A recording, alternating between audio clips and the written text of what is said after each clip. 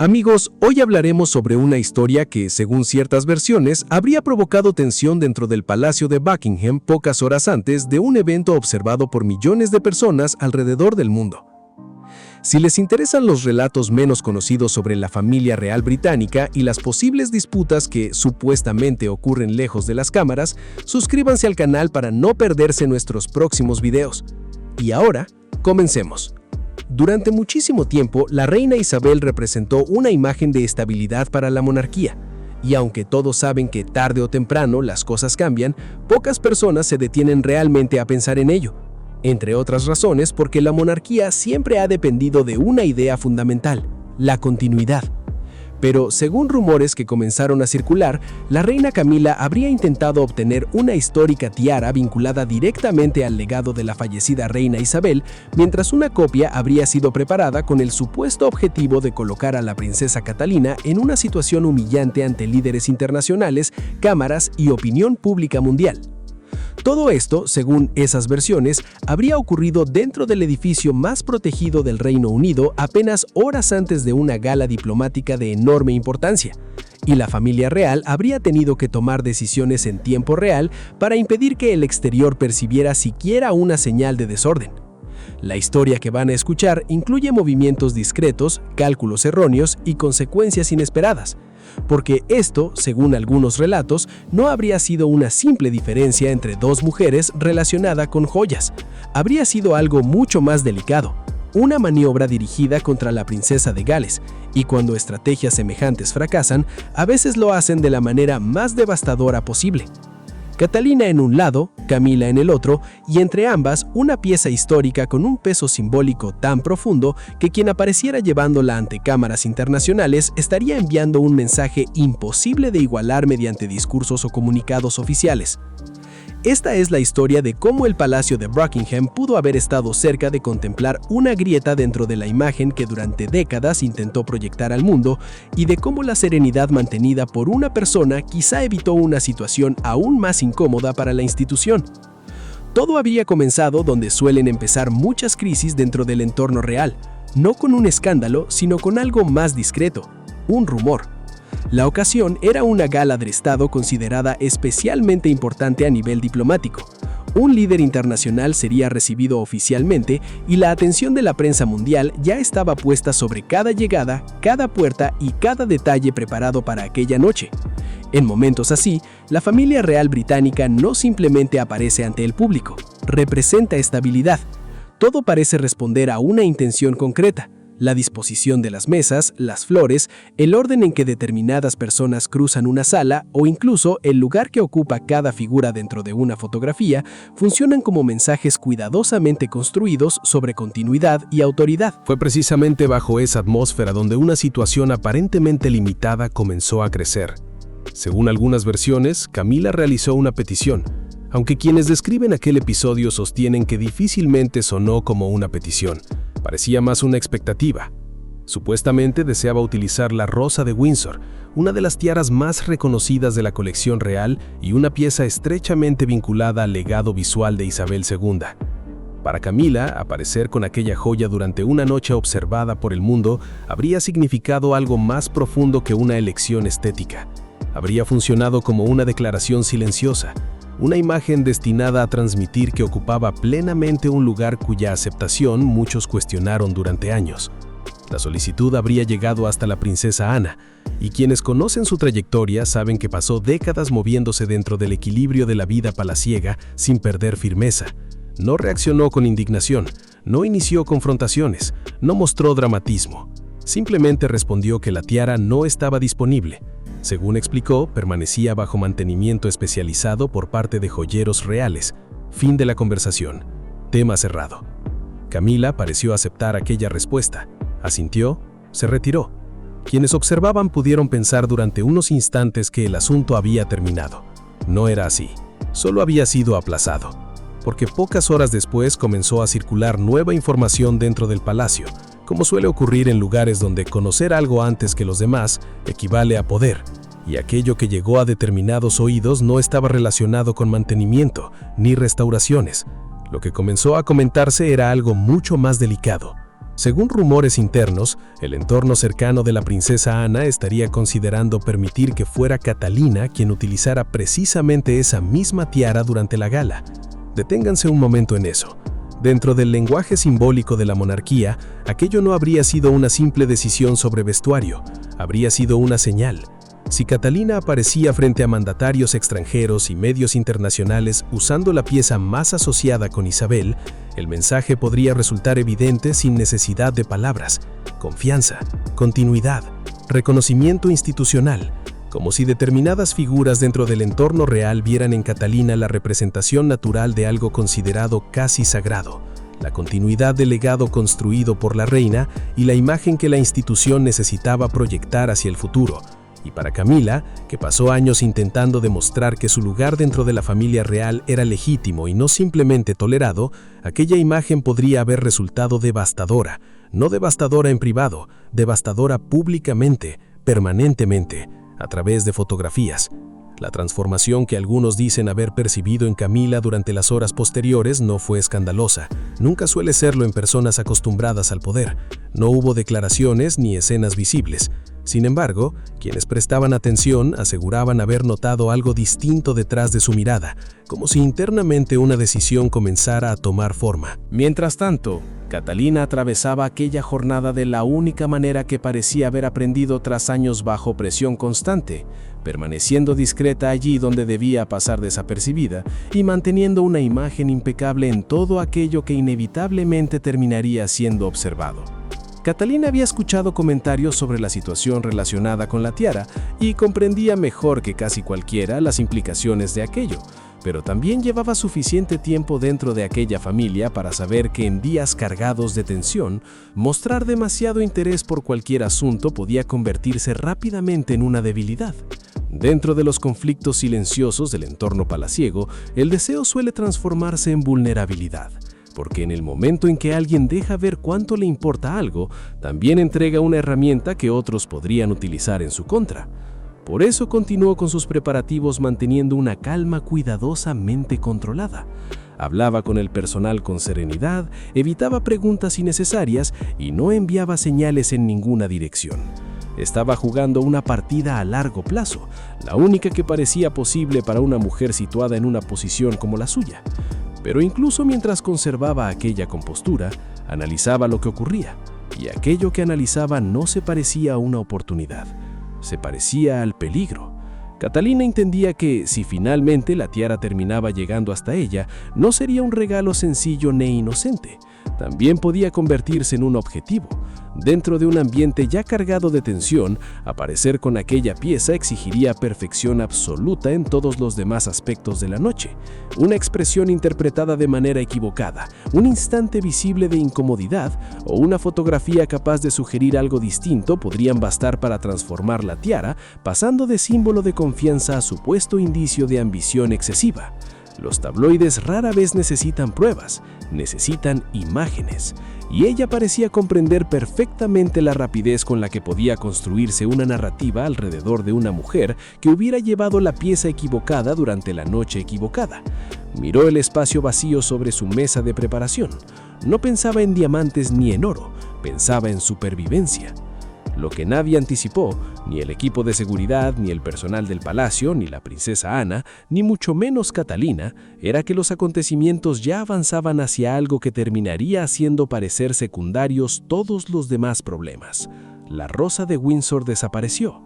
Desapareció de la forma en que desaparecen ciertas cosas dentro de una pesadilla, no con escándalo ni con ruido, sino de manera silenciosa y absoluta. En un momento concreto, estaba siendo trasladada mediante una ruta interna considerada segura y habitual. Poco después, el estuche sellado llegó a su destino. Dentro, no había nada. No aparecían señales de acceso forzado, no existían indicios de enfrentamiento, ninguna alarma se había activado, no figuraban personas no autorizadas y tampoco parecía existir una vulneración visible de los protocolos diseñados precisamente para impedir una situación semejante. La primera reacción de quienes descubrieron el estuche vacío no fue pánico, fue algo más frío y mucho más difícil de manejar. El reconocimiento inmediato de que aquello difícilmente parecía accidental. Los accidentes suelen dejar confusión, errores o explicaciones posibles. Aquello no ofrecía nada de eso. Parecía limpio. Y dentro del ámbito de la seguridad, lo limpio suele resultar más inquietante que el caos, porque implica conocimiento, preparación y la posibilidad de que alguien supiera exactamente qué estaba haciendo. El palacio activó inmediatamente medidas internas de contención, aunque no el tipo de reacción visible que habría provocado especulaciones instantáneas entre periodistas esperando fuera. Fue la otra respuesta, la silenciosa. Salidas aseguradas sin llamar la atención, registros revisados, accesos analizados, imágenes de vigilancia recuperadas con urgencia y movimientos del personal reconstruidos minuto a minuto. Catalina recibió la noticia mientras avanzaba en sus preparativos finales. El mensaje llegó discretamente y quien lo transmitió se retiró inmediatamente después. Ella permaneció inmóvil unos segundos, no inmóvil por desconcierto, sino del modo en que permanecen las personas extremadamente controladas cuando procesan posibilidades rápidamente, y las posibilidades que analizaba no parecían favorables. Comprendía perfectamente su posición.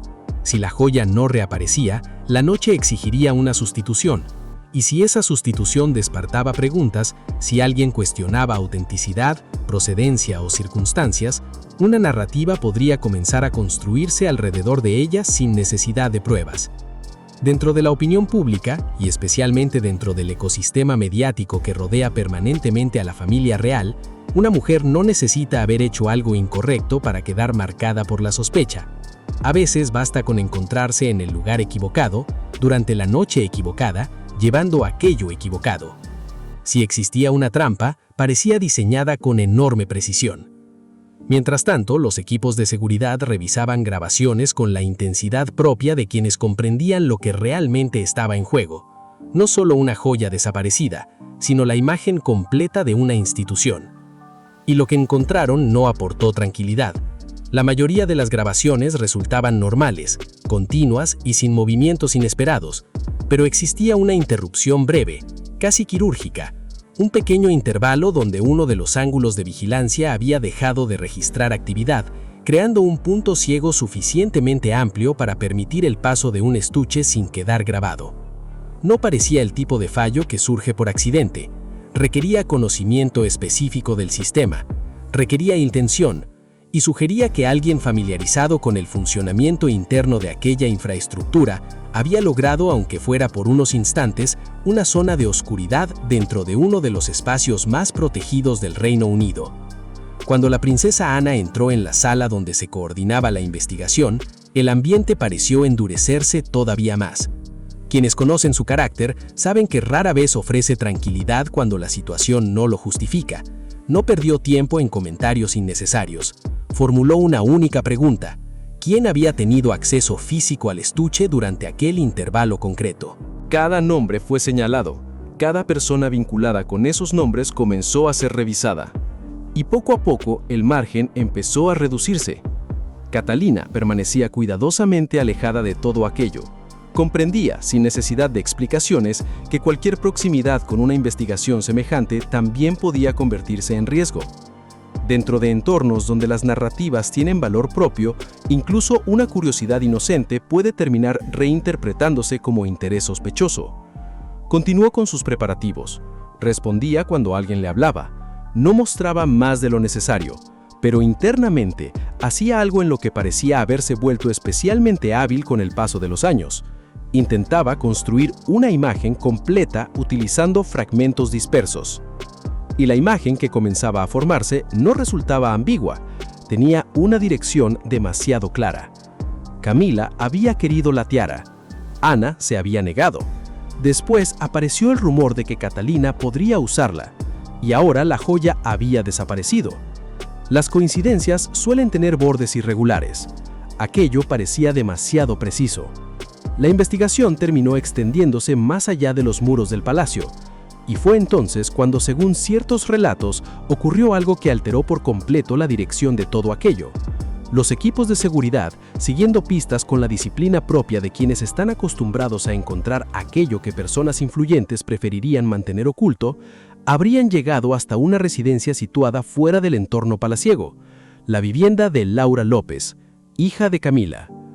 El silencio, que según esas versiones, siguió a la mención de aquel nombre dentro de la sala donde se encontraban la princesa Anna y miembros del equipo de investigación, fue el tipo de silencio que comunica más que muchas conversaciones. Nadie necesitó expresar aquello que probablemente todos pensaban, porque si el recorrido conducía hasta Laura López, la sombra proyectada detrás de aquel nombre parecía demasiado evidente. Lo que según algunos rumores fue encontrado allí eliminó cualquier posible cómoda posibilidad de interpretación inocente. La Rosa de Windsor estaba en la propiedad, no escondida de forma apresurada ni oculta como si alguien hubiera actuado impulsado por el miedo. Parecía guardada cuidadosamente, como si aquel traslado temporal no hubiera sido el final de un plan, sino una etapa dentro de él. Y junto a la tiara apareció algo que habría transformado una situación grave en otra mucho más delicada. Una réplica. No una imitación evidente ni una copia incapaz de engañar a nadie. Según esas versiones, se trataba de una reproducción elaborada con enorme precisión y atención al detalle, algo que sugería tiempo, recursos y preparación. Alguien, supuestamente, habría estudiado cómo la iluminación de aquella gala interactuaría con la superficie de la pieza original. Alguien habría encargado una copia diseñada para parecer auténtica bajo condiciones muy concretas. Cuando los investigadores reunieron todos los elementos encontrados, la posible secuencia comenzó a tomar forma. La tiara original habría sido sustituida discretamente. Catalina la habría llevado sin saberlo. Las cámaras habrían captado las imágenes, y después, en el momento considerado más conveniente, quizá aquella misma noche o quizá semanas más tarde, la verdad habría salido a la luz. Catalina, la mujer que habría aparecido ante líderes internacionales utilizando una pieza falsa perteneciente supuestamente al legado de Isabel II. Catalina, la figura situada frente a cámaras mundiales usando una réplica mientras representaba a la institución. No habría sido necesaria una acusación directa, porque las imágenes habrían hecho el resto. Las preguntas habrían comenzado a surgir por sí solas. ¿Lo sabía? ¿Había participado? ¿Fue descuido? ¿Fue exceso de confianza? Dentro del universo mediático que rodea permanentemente a la familia real, la diferencia entre esas posibilidades a veces importa menos que una fotografía suficientemente poderosa. Según algunas versiones, Laura López no reaccionó con la misma serenidad atribuida durante años a su madre. No había pasado décadas aprendiendo el complejo arte de ocultar emociones bajo presión constante. La expresión cuidadosamente controlada que suele desarrollarse tras años de exposición pública parecía no formar parte de su experiencia. Y por eso quienes describen aquel momento sostienen que su reacción terminó reforzando aquello que las pruebas físicas ya sugerían. Aquello no parecía una confusión, no parecía una broma llevada demasiado lejos, no parecía una decisión tomada sin comprender consecuencias. Según esos relatos, parecía una operación organizada, y alguien muy cercano al centro de la familia real habría estado detrás. Las pruebas habrían sido llevadas a Clarence House. La princesa Ana, según algunas versiones, las presentó con la gravedad de quien comprende que no sostiene únicamente indicios de una posible irregularidad, sino algo capaz de convertirse en una crisis mucho mayor. Cuando el rey Carlos vio aquello que había sido colocado frente a él, personas presentes aseguran que algo cambió brevemente en su expresión.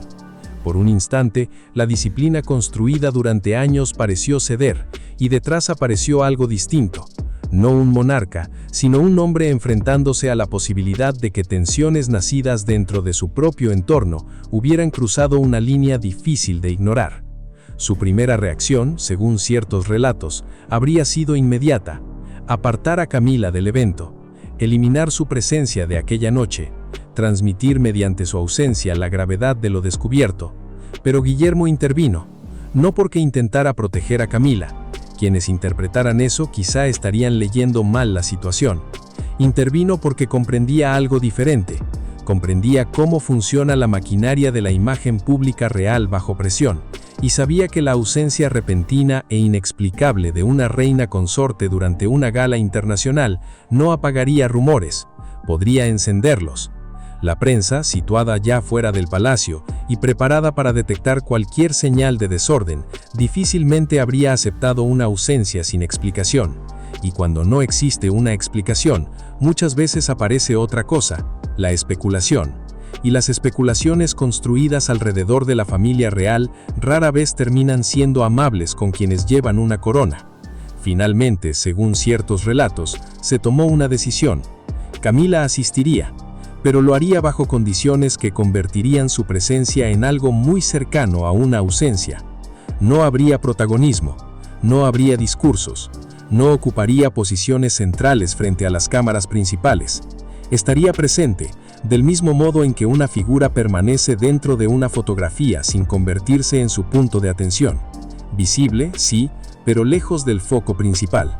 Cuando, según algunas versiones, Camila vio las pruebas reunidas en Clarence House, la serenidad que había mantenido durante toda la jornada pareció alterarse por primera vez.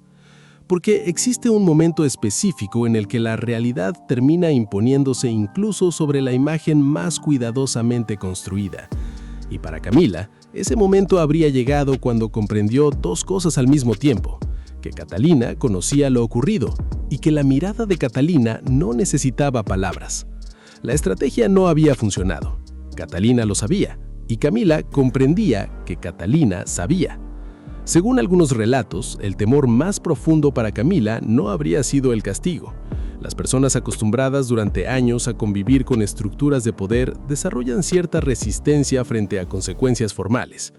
El verdadero miedo habría sido otro: la marginación, ser desplazada lentamente hacia los bordes del espacio cuya aceptación intentó alcanzar durante gran parte de su vida, convertirse en una figura decorativa después de haber luchado por ocupar una posición esencial. Y aquella noche, según esas versiones, ese temor pudo haberse acercado a la realidad. La gala continuó, para las cámaras, para los invitados, para los diplomáticos, para millones de personas observando desde distintos lugares del mundo. Desde fuera parecía exactamente aquello que una ceremonia de Estado en Buckingham debía parecer: impecable, elegante y construida para proyectar estabilidad institucional. Debajo de esa imagen, sin embargo, algunos sostienen que se desarrollaba algo muy distinto. Catalina apareció en el salón principal y ocurrió algo que, según quienes observan este tipo de eventos, suele suceder cuando una persona comprende perfectamente cómo ocupar un espacio. La atención se reorganizó alrededor de ella. La rosa de Windsor descansaba sobre su cabello con la naturalidad de algo que siempre hubiera pertenecido allí. No intentó llamar la atención sobre la joya, no parecía necesario. Las cámaras hicieron aquello que suelen hacer: buscaron la imagen más poderosa y permanecieron sobre ella. Guillermo se mantuvo cerca. Su proximidad, según algunos observadores, no parecía casual ni puramente afectiva. Funcionaba como un mensaje, porque dentro del lenguaje silencioso de las apariciones públicas reales, permanecer visiblemente junto a una esposa durante una noche de semejante relevancia puede interpretarse como una declaración dirigida tanto a quienes están presentes como a quienes observan desde fuera. Protección, respaldo, unidad, como si se transmitiera una idea concreta. Cualquier persona que hubiera pensado en aislarla o convertirla en un objetivo de una narrativa negativa habría calculado mal. Carlos atravesó aquella noche conservando la expresión controlada de alguien que lleva décadas aprendiendo a gobernar emociones delante de otros, pero quienes afirman conocer sus gestos aseguran que el peso de lo ocurrido seguía siendo visible. Sabía lo que había pasado, sabía quiénes aparecían vinculados, y sabía también que la necesidad institucional de mantener estabilidad le exigía permitir que una figura señalada continuara allí, sonriendo ante invitados extranjeros y participando del protocolo. Según esas versiones, aquello no parecía ligero. Camila recorrió los mismos espacios, participó en los mismos momentos, sonrió a las mismas personas, pero algo dentro de la organización de la noche habría cambiado de forma sutil. Nunca parecía situada en el centro exacto donde terminaban reuniéndose cámaras y atención, siempre ligeramente fuera del encuadre, siempre un paso más lejos del punto principal. Nadie parecía excluirla de forma evidente. Eso habría resultado demasiado obvio, demasiado fácil de identificar, pero el efecto acumulado de muchas decisiones pequeñas terminó produciendo algo distinto. Estaba presente y al mismo tiempo parecía ausente. Cada vez que se organizaba una fotografía importante, aparecía en posiciones secundarias. Cada vez que ocurría un intercambio relevante entre figuras centrales, parecía quedar apenas lo suficientemente lejos, y nadie parecía esforzarse por corregirlo. Según algunos relatos, el entorno habría recibido instrucciones silenciosas y actuaba con la precisión de una institución acostumbrada durante siglos a resolver conflictos sin convertirlos en espectáculo público. Más tarde, cuando las luces comenzaron a apagarse y los invitados abandonaban el lugar, mientras toda la maquinaria de aquella noche iniciaba lentamente su desmontaje, Catalina regresó a sus habitaciones y retiró la tiara con movimientos tranquilos y precisos. No parecía existir triunfo en aquel gesto, no había celebración,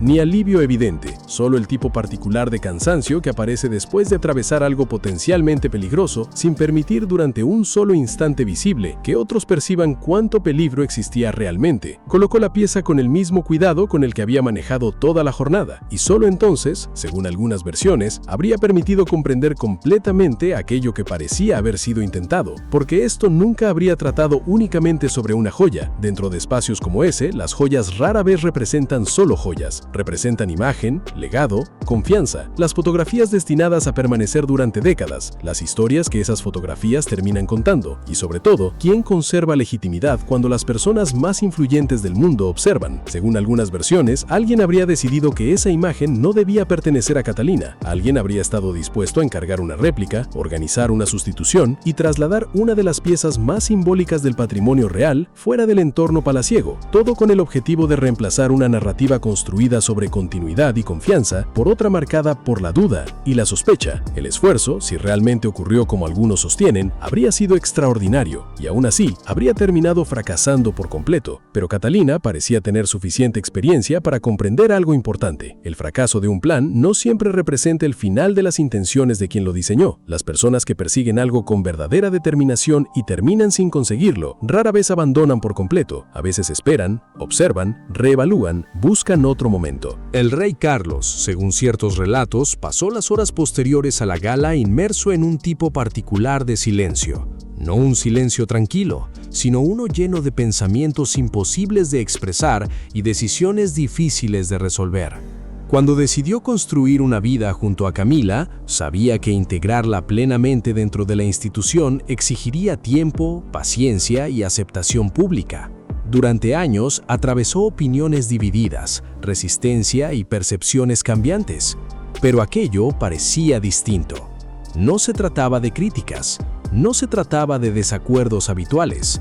Se trataba de la posibilidad de que alguien hubiera utilizado acceso, influencia y cercanía con la monarquía para actuar contra otra figura perteneciente a la misma familia, no mediante declaraciones públicas ni posiciones visibles, sino a través de una estrategia que, de haber funcionado, habría colocado a Catalina frente a una audiencia internacional, llevando sin saberlo el símbolo de una supuesta maniobra dirigida contra ella.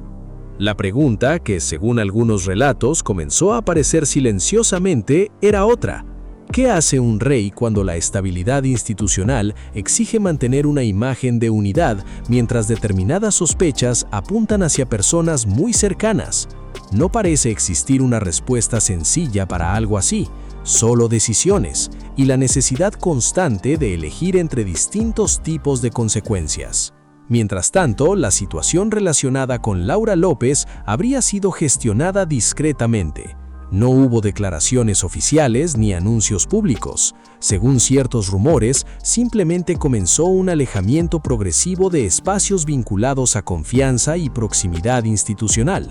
Puertas antes abiertas dejaron de estarlo, invitaciones dejaron de ser automáticas, determinadas facilidades desaparecieron.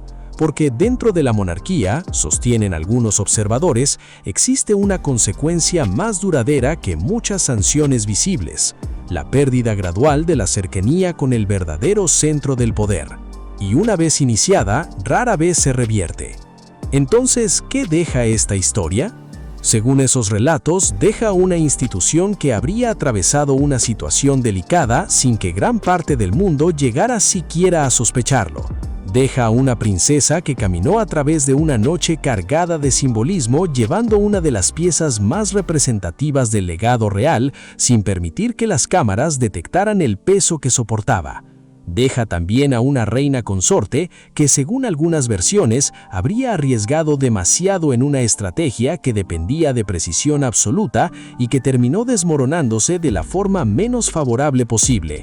No frente al público, sino lejos de él y ante personas cuya opinión podría importar más que titulares o aplausos. También deja a un rey obligado a convivir con tensiones internas que ya no parecerían simples diferencias habituales dentro del entorno palaciego, porque, si los rumores fueran ciertos, lo ocurrido habría ido mucho más allá de eso. Y finalmente deja preguntas. Camila había sido cuestionada antes, había enfrentado rechazo antes, había sobrevivido durante años a formas de desaprobación pública y privada capaces de destruir las aspiraciones de muchas personas. ¿Alguien con una historia así simplemente acepta nuevos límites? ¿Acepta una posición más discreta? ¿O espera, observa, recuerda aquello que salió mal y calcula otro momento? ¿Laura López comprendía plenamente aquello en lo que participaba? ¿O terminó atrapada en una situación cuyas consecuencias superaban lo que imaginaba? ¿Las pruebas que, según algunos relatos, existirían, permanecerán ocultas para siempre? ¿O podrían reaparecer bajo circunstancias distintas? ¿Llegará un momento en que el silencio resulte más difícil de mantener que la verdad? Dentro de instituciones tan antiguas y complejas como la monarquía británica, preguntas así rara vez desaparecen. En ocasiones, simplemente esperan. Lo que algunos sostienen saber es esto. En una noche concreta, frente a una de las audiencias más grandes del mundo, una mujer llevó una tiara que, según ciertas versiones, alguien cercano habría intentado apartar de ella para convertirla en una herramienta de humillación, y aún así apareció con ella. La llevó durante toda la noche. Después regresó a sus habitaciones y la dejó cuidadosamente a un lado, sin declaraciones, sin celebraciones y sin necesidad de explicar nada, porque quizá comprendía algo que dentro del Palacio de Buckingham parece tener más valor que cualquier discurso. Las victorias más importantes suelen ser aquellas que nunca necesitan anunciarse. Y tal vez, si algo deja esta historia, es otra idea todavía más incómoda, que el elemento más peligroso dentro de la monarquía nunca fueron las cámaras esperando fuera del palacio, sino aquello que puede crecer silenciosamente dentro de él. Déjennos su opinión en los comentarios. Queremos saber qué piensan sobre esta supuesta rivalidad y hacia dónde creen que podrían dirigirse estas tensiones en el futuro. No olviden dar me gusta al video, compartirlo con alguien interesado en noticias de la realeza y suscribirse al canal para no perderse próximos contenidos.